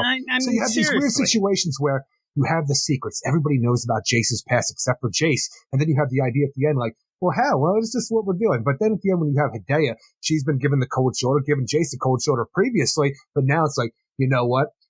I know Renee Montoya. You saw us having lunch for one panel, so obviously we have a background. I know that Jace is Batman for no reason given in this book, and I'm going to show up with a question mask and call myself nobody to save the day. I'm like, what the really? What the fuck's going on? I laugh where I had said at one point, because we were debating, how is this moral, how are they getting the info about Jace and even, you know, Lucius? And I really thought that it might have been Vol. So when Vol is there and he gets the call from Hedaya and he goes, oh, I'm just out getting coffee. I know. For some reason, I thought that it was one of those like, oh, he is sus because he's like, oh, wait, he's lying because she does. Oh, but then she says, I know. And I'm like, what the fuck is going on? I can't even get a footing in what's going on. Huh? Yeah, what? Like all this time, this is when you're just going to say. And the thing is, it's only not too Batman terrible. hangs up on you on the phone like that. I mean, don't you know that? No, right? the thing is, it's not too terrible because if you've been reading the series, I'm telling you, it's not in your face, not as well exposed. No, but she's not dumb as shit, but she has, Jace out of nowhere, I don't even know what Jason's supposed to do working for Fox Tech, but he's just some guy who's like has a past that she used to do combat stuff with Lady Shiva in the fucking jungles for some reason. But when he comes to you with all of these serial killer photos and wants to know what you know about it, maybe you can start thinking about what's going on, especially then when the Batman takes him down. Go back to the Deadly Duo. It's like Bruce Wayne at the graveyard going, hey, what's up with that research you're doing? And then later on, he just taps into the So yeah, it makes enough sense. I just think that she's on the phone. And she's like, I need to tuck in. Jace goes and hangs up. And she goes, man, he just disappeared. Just like the Batman. Oh, my goodness. I'm his Jim Gordon. But even in this whole series, and I hate to say the idea that, boy, I wish this went longer because we had I wish it went longer with a direction. I wish, yeah. And because I was even going to say, I wanted more of Chubbs and Whitaker. I mean, at the one point, Whitaker's dad storms off, and I said he was on drugs or something. I don't know. Well, I don't think that'll be resolved. And Chubb, we like these characters. What's Whitaker doing? He never got around to do anything with them. And you can't say, like, I could just see John Ridley going, well, I didn't have enough time. You had plenty of time. You were meandering about with this check your privilege nonsense. Well, not only that, just but seems like a joke. We had the digital, the next Batman series to even lead into this. We had I Am Batman #0, I think, and even the continuation of this. We had all of this stuff to deal with Jace Fox, and all like the social commentary was just forced down your throat with no real story to be added except for what he wanted to talk about, getting this commentary out there. And I'm like, that's not the way you tell a story. You're a writer. You know how to tell a story, but do it better than this because I know you have things you want to say. Add a little bit of subtext. Don't throw it in my face and then not worry about anything else. And again, we're talking about this. If you haven't listened to us talk about this series, we've been one of the biggest defenders of it. I really do think that that's the case. We've really given it a lot like it. Yeah, and we've given a lot of opportunity. Now, what I will give you here with that idea of Jace, oh man, you didn't check your privilege, Dad. And it shows you because usually when a book ends like this, hey, you're going to get 18 issues. And you have to you're forcing, what story you had to finish up. Usually it would be the superheroing and stuff. Oh, I wanted to do that. But yet what he's forcing in is weird situations of yelling, check your privilege and being an asshole. So that's what he had the whole time. That's all this is. And luckily, if it wasn't for Tiff, boy, this book, I don't even know what it would be. Because she at least gives this like hope that they had something, right? And I always look forward to seeing Tiff. Yeah, and even though you have to force it, I still think, when you look at her, legitimately, it looks like she just got off the playground from third grade. And you end up where she comes in and nobody bats an eye of, like, one line of saying, they're from Gotham. They've seen a Robin. Go home, little girl. Not all of them are. They're in New York City. Just the idea that this girl, they would say, hey, go home, little girl. I'm telling you, they even say it to Damien at points. Like, hey, little boy. Yeah, they get their ass kicked then. They have a footprint of a shoe in their face then. But you end up where nobody even bats an eye. They're these hard criminals. Oh, my God, we're going to do this. And you end up with, all right, it's 2 against thing. I'm like, this is even the idea, girl. Like we talked about in Batman Incorporated, the idea of knocking down like Ghostmaker a peg and stuff like that. When you have the moral authority and the leader here, it's like he's giving us a little wrap up, but you think I'm making this crap up? Lucius Fox is an entitled pig. He didn't give a shit about that woman or the child he had with her. Money, power, control. That's all that matters to people like him. I'm sitting there. So you're going to knock him down a peg by murdering this woman that you seem to have your main motivation of why you're doing this to Lucius Fox. Like, she's a victim as well from Lucius that you're trying to avenge now by and murdering that's the funny her. Play. Like, he thinks because he's the moral authority, you get the idea. It's a little wacko, and he thinks he's the big deal. But it almost feels like he thinks that he's going to be, like, commended. Like, oh, yeah, you showed them. This lady dies. And so it has to be the connection and that personal deal. So you end up with Jace, but he doesn't seem to care that much. And even when you end up where they're fighting, now you have to push the idea where the moral authority, What? You're going to fight for something you don't believe in for this piece of crap guy? I'm like, oh, here we go. I'm like, Lord, just start fighting, please. Do something. Which is the worst part about this, because when you actually have Tiff show up, because it doesn't seem like Jason's going to be in this fight at all for his brooding and being all sad about Tiff would not die checking if privilege. he didn't show up. Yeah. Tiff is going to go out here and take on the moral authority with the backup of Chubbs and Whitaker and the whole Strike Force Bat, if they're still calling it that. But then Jace does show up, but you have the situation where you're taking on these bad guys, this army of, moral authority figures, and then you see more show up. And I actually wanted to see the scene now. Like, you think you can take on 5 against 2? You might be able to win, but we have a whole army. And then this Renan had the crap kicked out of him. I wanted to see these two actually, take on all of these people by themselves and show us. Because, yes, Tiff's a little green, but she shows that she can do something. Jace is a merc. I'm telling you, he's been taking people out all across the world. He's the goddamn Batman of New York right now. I want to see him put up a better fight to the point where it doesn't take Hideo showing up in a question mask saying, I'm nobody, and she's going to be the freaking thing to save the day. I'm like, come on. I know she's a badass. She fucking, trained with Jace and Lady Shiva and Vol and all of them. She can handle herself as well, but I don't need a question knockoff to add another thing to this whole thing, because you're already going to see that Jace is a knockoff Batman. I don't need a knockoff question in New York as well. She's going to kick ass in high heels. I just want to mention that. She's got high heels on. Yeah, yes, she does. Heels on. Yeah, that's kind of weird. Another thing I don't like is that we already have 2 characters in DC Universe called Nobody. Morgan Ducard and his daughter Maya Ducard, who are the son and granddaughter of which Andre goes Ducard. well into Robin, Damian Wayne, which then you have Tiff here as well. I thought there was 2 things that I would have liked. One that you could have easily had in this issue. Another thing that if you would have set up this right, screw Hideo. I don't need high heel question. Come in, nobody.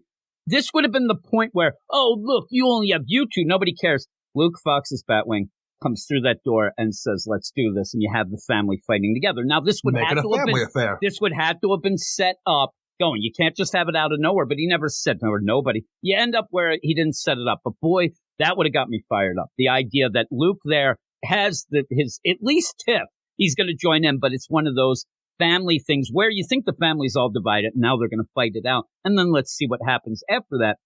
The other thing that I wanted is that you end up where Tiff does go to Vol and is talking, hey, I know it's funny. Vol is his head spinning at What's points. Going on? Everybody knows, right? He's like, I don't know what you're talking about. Then worst kept secret in New York. I wanted her because then you have a break, you have Chubb, and you do go back to Tiff, but skip that. End up where, you get the things. She goes up to Vol, and when she shows up, then she is geared up in a way that Vol. So now she has real equipment. She has real things. Now almost like when Arsenal showed up to go save Jason Todd in that New 52, with all of that stuff going on. That was so badass. 8 million guns. I wanted this to be that reveal. There's Tiff. Yeah, that's nice. That little suit she made, whatnot. Yeah. But when she shows up for this fight to go to, she's got a proper Robin suit of hers, whatever her name would be, and maybe even have a name go. And I'm like, and that better be in the next issue. We need a name for Tiff. That's what I need from the end of this series, if anything else.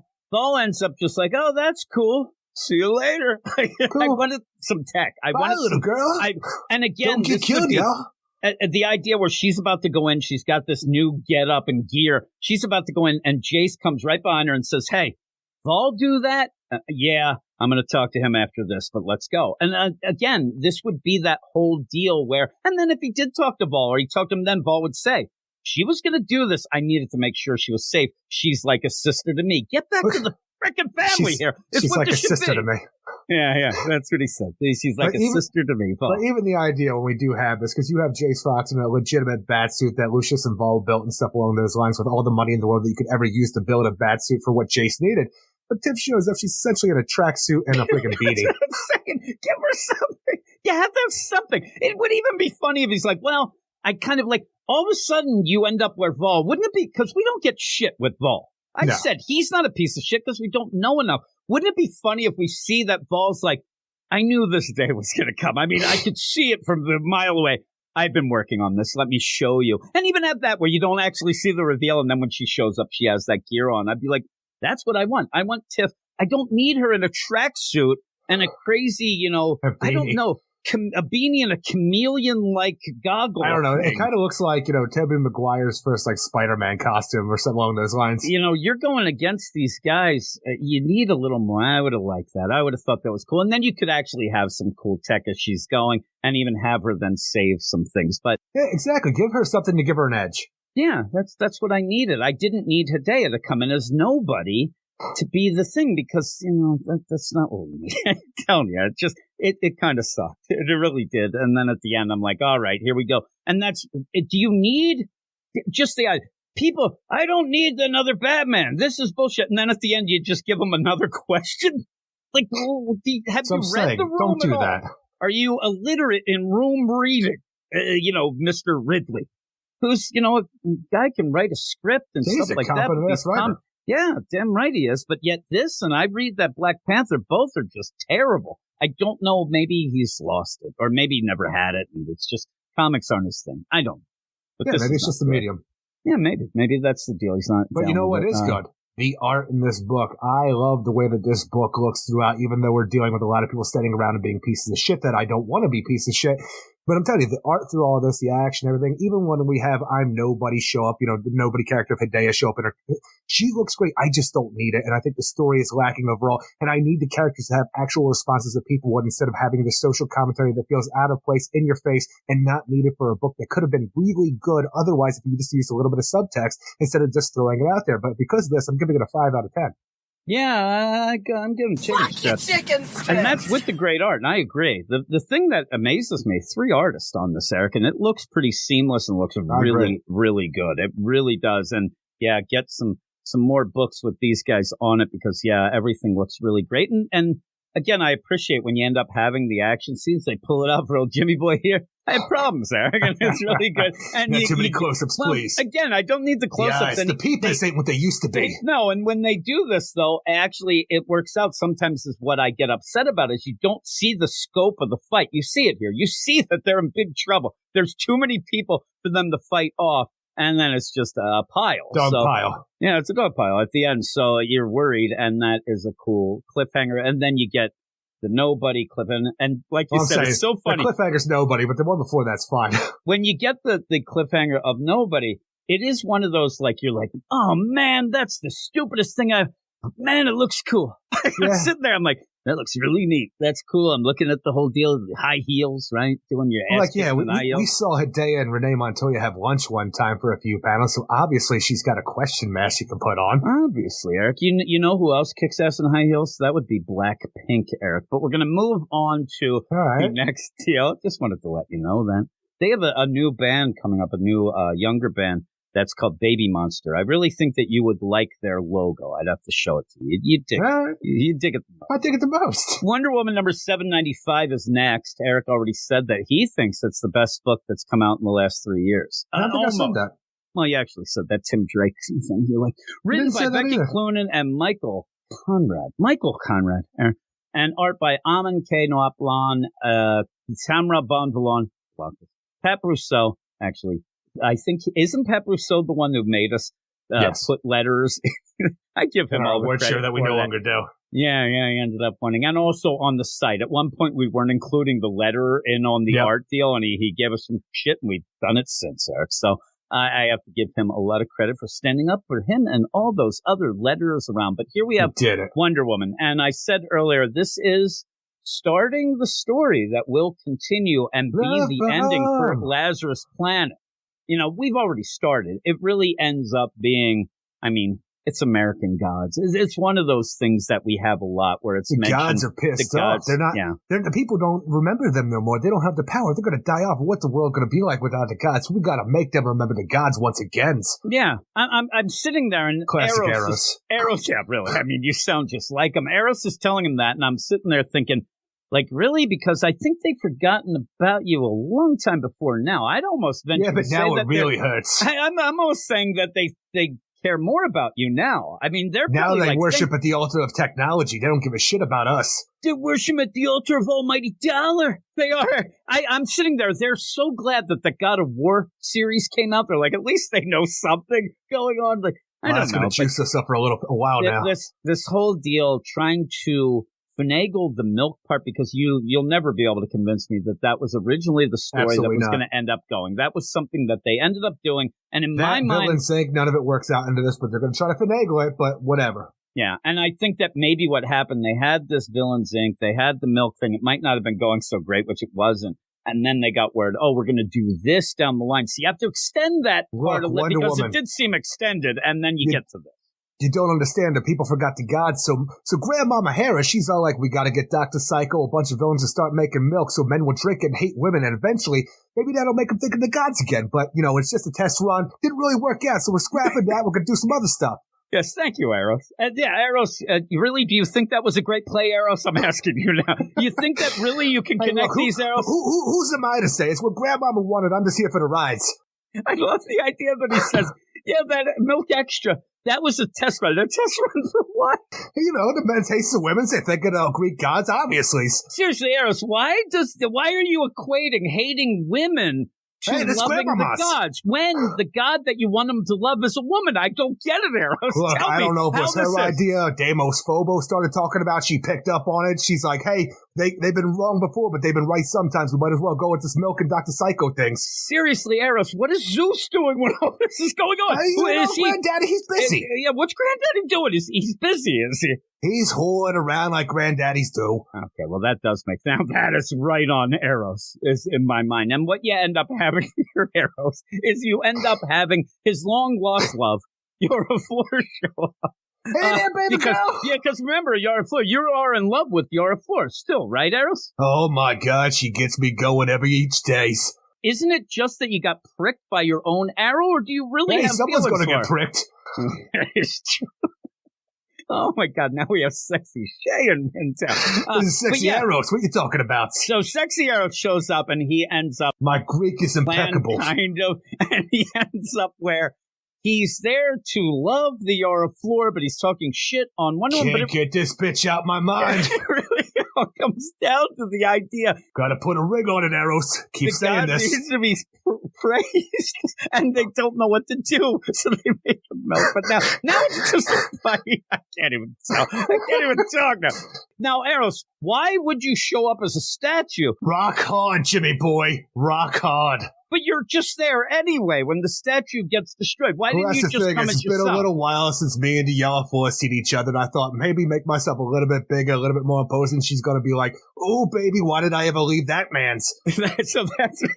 I actually get the idea that is true, Eros, because you do want to look imposing. Oh, yeah. Why aren't you trying to get Wonder Woman? Like, why aren't you trying to get her to love you as well? You're just going with the Yoraflor. I think that you're missing out. My cousin there. Okay, well, that is true, but I didn't know how you play that on, Olympus. Yeah, you guys are a little sus. What do you think this is, Jersey? Eros, you tell me what goes on here, because then you end up having Wonder Woman wants to know the truth, so she yells, "Hola." Okay, baby, I guess you could tie me up and ask me a few questions. I might want to tell you some things. You're going to get tied up, and you do have a little joke here. I do commend you, Eros, for giving the golden perfect, the idea. Then Yoraflor says, how many names does this have? And then Wonder Woman says, well, we have different names for different uses. Why does that mean the golden perfect tells the truth? But you were always going to tell the truth anyway, right? What do I got to hide? I'm a big-ass statue man right now. That's the play here, and I do think that it goes on. Rock hard, Jimmy boy. Rock hard. I felt sorry for you, because they have you tied up for a while, but yet you're telling the truth. You're actually telling the truth right away. Why? Eros. I mean, and seriously, they have more of an issue with Hera. Maybe they should have tried to do something, but then you can't get out of your own way and step on Wonder Woman. Why did you do that? Why did you kick her down and try to squash her? You gotta understand, I'm trying to keep these bitches busy while Hyperion shows up, start blowing fire horns and doing shit imposing all over Washington, D.C. So I'm not going to ask you to quite explain Hyperion and the blowing the fire horn. Thank God. I did like it. But actually, that gives the other. Do you know much about the Steve Trevor? Or maybe the, body bear over there? What's he got that I ain't got? It's Eros, huh? Are you a little pissed, too, that Ziggy is there, who really doesn't have much to do here? He's going to stab Hyperion with a sword, slide down a little bit, maybe have some quips. You might not know him much, but if he does get killed, he'll be right off there. And also, I just want to ask you, too, just seriously. I'm not even joking now, Eros. Hey, who's being not serious? I'm so glad that I'm talking to Eros here. You keep mentioning the idea that you have to get worship because the gods might die. weren't you dead like 3 months ago? Wasn't all of Olympus dead and then Wonder Woman brought, like, why is this keep being a thing? Hey, what have you done for me lately, baby? Why are we so concerned about, in the DC universe, why magic is always wonky and the gods are always dying? I mean, seriously. Look, Grandmama, she's a fickle fiend, she is. She's gonna get what she wants. And Eros, he's just here to play along because that's my lot in life, you know? That is true. I also want to ask you why, back in Yara Floor's book, when you're supposed to be this great archer, how did you miss her when you shot at her and then picked your own Bad self? art, Jimmy boy. Don't blame Eros for this. I never miss. Bullseye, they called me, but it was copyrighted, apparently. Oh, my goodness. So you end up where they find out from you, Eros, that, yes, the plan is Hera is going to end up doing something here to make everybody worship the gods. Well, I that's don't the worst get part what's about happening. this because... Oh, my God, Eric, you're back. Yeah, I'm back. I had to go to the bathroom. I'm back a little bit. Well, Eros was here. I don't know if you realize He went to the bathroom now. He kind of seemed like he might be canceled, this guy. He better watch it. I know that they run by What's he different care rules. about? He's a Greek god. I know. But if you're immortal and get canceled, that's immortal canceling. I don't know that he can deal with that. But, yeah, what's the actual plan here? I don't know, because you have Hyperion going around us, kicking ass, taking names, while the rest of our checkmate is trying to take it down. But at the end, it's just like, all right, you know what I'm going to do? I'm going to be Eros. I'm going to shoot another arrow, and it's going to cause all of this love dust to go down. And for some reason, it's going to equate to a love bomb, which is going to make everybody love Wonder Woman, which then somehow in the next issue, or wherever we're going with the series, is going to make people love the gods as well. Yeah. But it's a weird play. It kind of jumps through things. Now, I was just thinking, you said checkmate. What did Steve Irwin say when he got dinner at the end? Nothing, Eric. He's dead. Is that too soon? Wow. Checkmate. Jeez. I don't think Eros is getting canceled. I don't know why I had to do Steve Irwin. Let me do that again. Either. What does Queen Elizabeth say when she's done eating dinner? But you go through this all, and this is going on. And yeah, you have these fights going, which is okay. I mean, everybody has something to do. That's something. Well, that's the thing. The majority of this issue is a big ass fight. You have Wonder Woman and Wonder Girl taking on Eros, two forms of him, while you have the rest of Checkmate with, besides for Cheetah, because even though she's the most interesting part about this book in my mind, she is left behind as Steve Trevor and she's not even Ziggy. just left behind. She ends up feeling weird in this. They had a good voice for Cheetah up until this point, and now they just borrow a bike, while Steve also has his cast on, running around. I don't know. But, it's just like, all right, we got to fight on two fronts. And the thing is about this, while there's not a lot going on because of the idea they're trying to finagle the milk extra into the story and moving on to the love bomb and just getting people to love the Greek gods again, this is one of the most competent issues of Wonder Woman that I've seen in a while, where you have this going on. It's not overly complicated. It's trying to finagle the story that it wants to tell, but it's doing what it needs to do with this fight scenes and two fronts. The fight scenes in my mind. That is well enough. It's just when I think about overly the plan, interesting. No, it's not that. And that is like two things about this that I think are an epitome to the whole deal, right? You end up having it not that interesting. And that kind of has been a thing. It's been goofy at points. And I still like Wonder Woman yelling Ola as her battle I know, cry. she's yelling Ola. I mean, I think Yara might. But you also end up with Wonder Woman kind of being a side character again. Wonder Woman is not the most interesting thing going on in her book and isn't doing a lot of the heavy lifting, which should be. The main parts about this is all about the past between Eros and Wonder Girl, really, and overcoming what they've dealt with and just letting us know there is never going to be a future with these two, and Yara Floor is going to kick his ass. Wonder Woman yells Ola a few times, but really, she doesn't have a lot going on here. Flies around, kicks some people. She ends up smacking them in the face. She got a golden perfect. Yeah, she got the golden perfect. She says it's got a lot of names. Now, the thing that gets me is you do have, Clunrad doing this. And you do have, like we just talked about John Ridley, a lot of times people will throw a message in to their books and things like that. And we've had this. I mean, I always go with the idea that Wonder Woman is just walking through the sphere of the gods and out of nowhere has to stop a satyr for being sus. Like, just that was their big, oh, look at that. They stopped the satyr. And Satyr's like, Satyr just being Satyr. I know it's not up to your standards, but Satyr, I just heard Eros. This guy's a piece of shit. But he's up there in the sphere of the gods. What happens there stays there. But when you end up, and also the idea of, the gods are dying, like, when aren't they? This is something that's so ridiculous. And we would have talked about Batman dying every few months in his own book, but the gods are either left this plane of existence or dying every other freaking arc. And I'm sure that the Clunrads realize this by now, but at first it didn't seem like they realized that when they ended up going with this, that the gods had been dead for that long, and they just kind of not even that. Steal. It's just Hera was dead, the rest of the gods, but then the rest of the gods were killed, and we brought Hera back. And that's the thing. That's the funny thing. They were killed then also at that point, and all this going. So the idea of love bomb. Hera died by Darkseid, and everybody else is killed by Janus. But then we just brought everybody back, and Hera's mum's the fucking word about what happened. But the funny play, like we said, when Hera was killed and Janus killed the rest, they should have already been dead. So they what is this? Double Z's?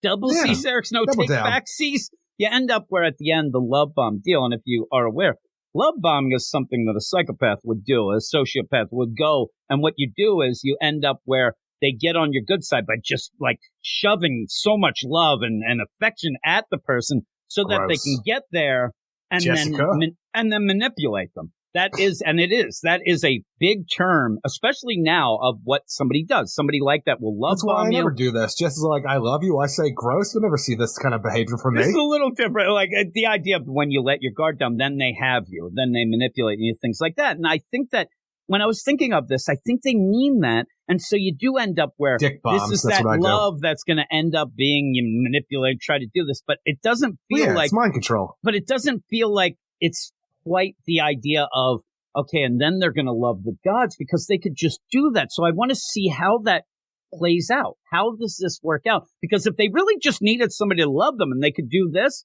they would have done this. This is almost like that would be the next step of the milk. But this is just going after Wonder Woman as if it's an attack. Like she's now Paul McCartney. She can't get out of the way. She's running around.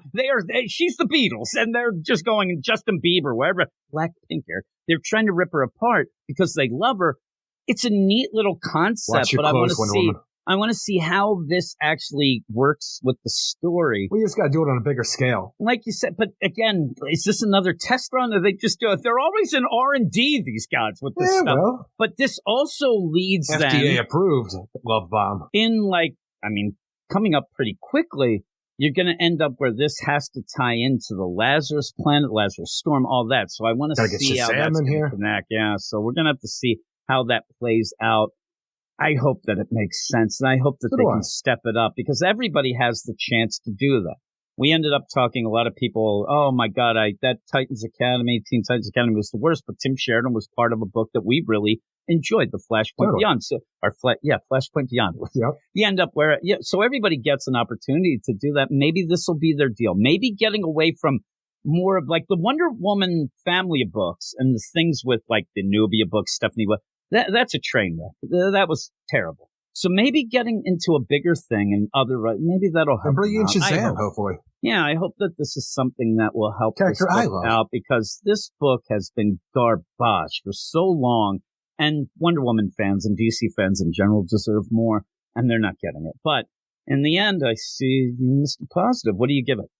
Well, by the end of this whole thing, I think that the art looks great throughout this whole thing. I'm telling you, it's a little boring into just being a battle, but the battles are competently done. Stuff. That ended up like almost a little weird, like because you have a gigantic figure, then you have Siggy and Steve Trevor as these tiny little figures trying to work their way up to this gigantic monster thing. I wanted it to be more impressive, like that, like especially Hyperion's walking through the city, everything's on fire. I wanted that to look like crazy great. Like that should have been the focus, and it kind of was wonky. But some of the just individual things. I mean, it's funny because you say about usually it's boring and stuff when we do. But like some of the things like Edda's just looking on the same page, like the opposite page of Hyperion coming through the things. She looks incredible. Yeah. And yet, but it's just her talking. I wanted more of the big stuff, but a lot of it looks really, really good. Yeah, I'm telling you, I love the colors in this. I love the art. Stuff looks amazing. It looks really good. And the thing is, I'm telling you, the book's competently done for what it's doing, but the thing is, it's not doing much overall except for these two big battles where you get to find out the milk extra isn't what you thought it was and getting to a love bomb situation. So the book is a little, like I said, boring for what it's doing, but it's doing that boring bit pretty well in how it's handling those things. So because of this, I'm going to give it a 5.9 out of 10, maybe a 6 out of 10. I want to give it a 6, but it's just, let's say I thought 6. You were going to give it a 7.5. I'm sitting there like, oh my God, he's going to shock the world because I'm a 6 as well. The book looks good, but they're like, a lot of the situations, like I said, are boring, and I don't mind reading this issue. Usually I do mind reading Wonder Woman because it's full of nonsense and terrible dialogue for the characters and situations. This is straightforward to the point, even though it's not doing much overall. Well, to bring back Paul McCartney, Eric, right? If I ended up listening to a recent album, and I think it was Paul McCartney 3 or McCartney 3, it was, not the greatest, but if I got to talk to him, I bet you would make me appreciate a little more. And in this thing, I don't know if I got to talk to Eros. So really, I would have been a 5.5. I went up to a 6. He's a piece of crap, but he's funny. I like him. I like that guy. he says things that everybody wants to say, but they're too afraid to do it, Eric. Is what You're not I a guy. think. Well, that's true. To some maybe, like my wife, actually no. But yeah, you end up where the art, and like I said, the stuff, and it's the coloring as well. And, whether or not Tamara Bonvillain, she blocked us there. One of the best colorists in comics. She is really, really good. So I do like the coloring, the shading. When you end up having, like the Eros stuff with Yara Flor, there's a lot of shadows at play and his eyes are glowing. I should have told him, he's a pretty sexy guy. I mean, I didn't get the chance to, though, Eric. We're part of a conversation. I'm going to give him, when are you going to speak to a god? I don't get to do that much, so I should have. But yeah, you end up 6 out of 10. Keep it professional with the gods. Yeah. Oh, my. But yeah, 6 out of 10 for me. But what is your book of the week? My book of the week is The Flash, number 790. That is mine, too. I hope J-Man doesn't hear it, but that was mine as well. So there Can't you wait go. for the next we issue. had a deal. Yeah, and I ended up... I don't know, but it might be next week, actually. I think it's coming up at... they're going to be real quick here. That's one of the other things that I actually do like about it. And I'm glad you brought that up because I wanted to point that out to J-Man as well. With a mystery like that he's saying that he's kind of, down on, you're going to get it real quick. Hopefully we'll get some info, but you're going to get as far as these issues DC Comics quick. website says, it's coming out next week. Okay, and what I like about it, I'm looking up, it is. And so with that, you can play that. It's a slow burn, but not, because you end up where you're going to get it the next week. So I do like that. But here are the issues, including that one. Why does it feel like DC Comics, like, I don't think it might not be the same thing, but why is DC Comics pushed that Harley's going to be weekly so goddamn hard, but doesn't say shit about the Flash? Because they don't, I really think that they want to quietly shove Jeremy Adams off a book that he's killing it on. I mean, he really is doing, and even if you're not really that big a fan, I mean, for the people who love Wally, he is doing what they need to do to apologize for all the shit that you got before. He really is. And I'm appreciating it. I talk to people all the time where they don't like, oh, really? There's a Flash book with Wally? Like, at least DC should let people know that. I mean, they should have videos. I don't know what the hell they're doing. They're asleep at the wheel, Eric, is what they're doing. I mean, funny as we kind of talked to the guy who's the PR guy. I got to get a hold of him. Tell him to push the right things, right? Right. Harley Weekly? Very weekly. I mean, I get the idea that Mariko Tamaki's detective story, you're going to push that as Detective Comics, but still. The story sucked, Eric. Got a great song out of it. I saw some people that had that on their, book of the year, and I giggled. I said, really? What would you read 2 books? I remember when I read talking to people. I just sat there. I saw this one list. And I'm like, I looked, and the one book they had on, and they're like, this is the best. That book came out the year before. It didn't even overlap. I'm like, that book finished in July of the year before. What are you playing? What game are you playing? Book of the year? Damn right was there. But I'm saying that was still going. And then it tanked. But at least that was going. And I think we finished the good stuff. I'm saying this book ended in 2021 or something. It ended up way back there. And then it was this book end. Remember also Creature of the Night? I have a lot of problems picking my books of the year, Eric. I always like. I don't want to stop doing the awards show. How many times do I say Jeff Johns and Jason Fabach each year? And how many times are you going to pick a series that you have no idea that you like it or not? Yep. My book of the year this year, The Deadly Duo. 2 issues came out of 3. Now, my book of the year, if we did a review award show type deal, would have been Flash. That was my book of the year. I think that was the most consistently. I think mine was Flashpoint Beyond. Yeah, I think Flashpoint Beyond was my 3rd. I think I had that and World's Finest jumping around there. You know, and always have this sort of Azrael that's in there, right? Oh, Tim Drake, Batman, and then Human Target. Boom, Eric. None of those.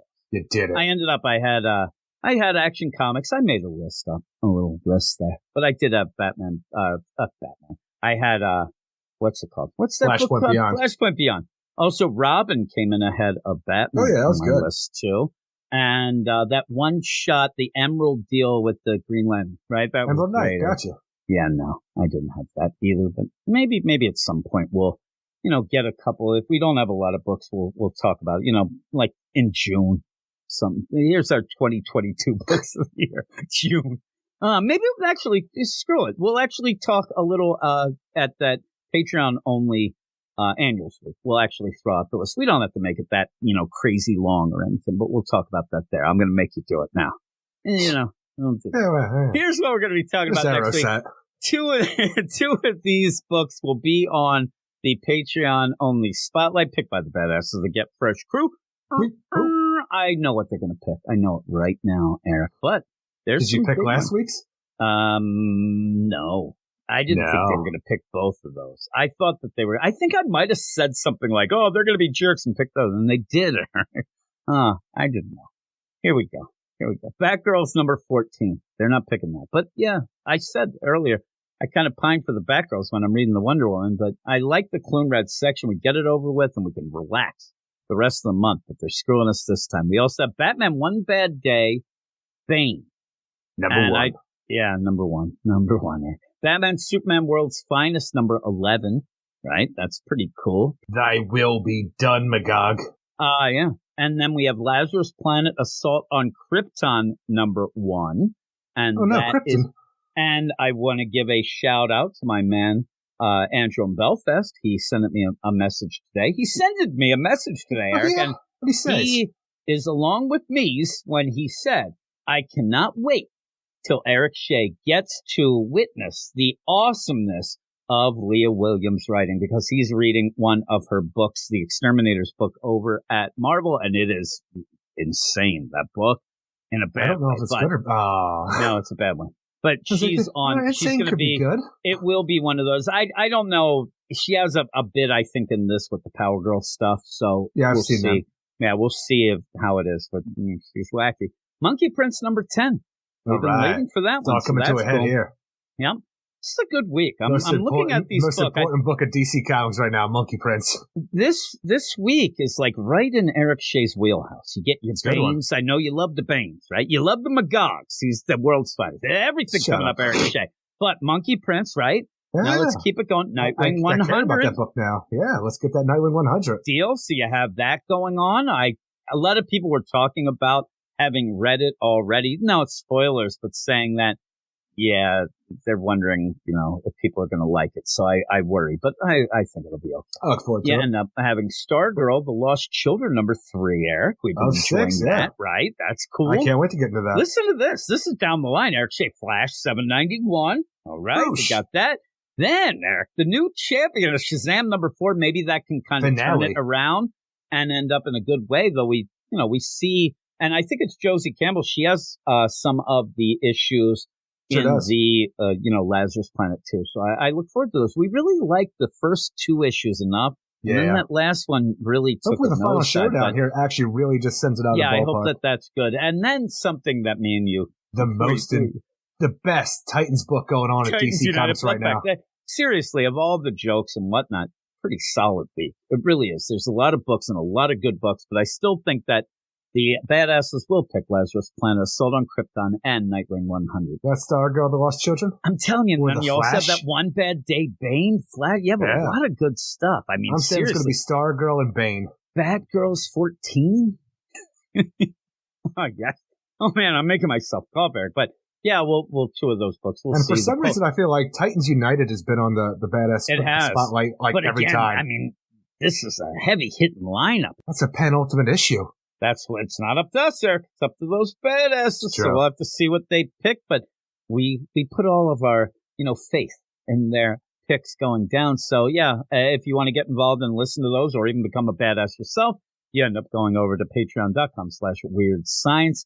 And, yeah, sign up for whatever level is right for you. And you get a ton of shows with each and every one. So also to shout out at the end of the month, we will have that Patreon-only show. And when you have that, that's available for $1. You can just $1 a month. You can get that and also get early access 1 day early for the regular show that you're listening to now. And then some things I throw in there for the $1 make you home. And then at each level you get more and more. So with all of that, we ended up, I thought this was going to be a real short podcast, but it was okay. It's not 13 hours like back in the day. But I would quit. Would you really? Yes. How would I get you to stay on for 13? There's no way. No. I mean, maybe Eros. That guy, he seems like he's up for anything. That guy. I don't know. For some reason, the way he talks, I feel like it would totally kill his throat and he wouldn't be able to keep it up very long. Oh, really? That might be the deal. That sounds like this guy I know called Guy Kid.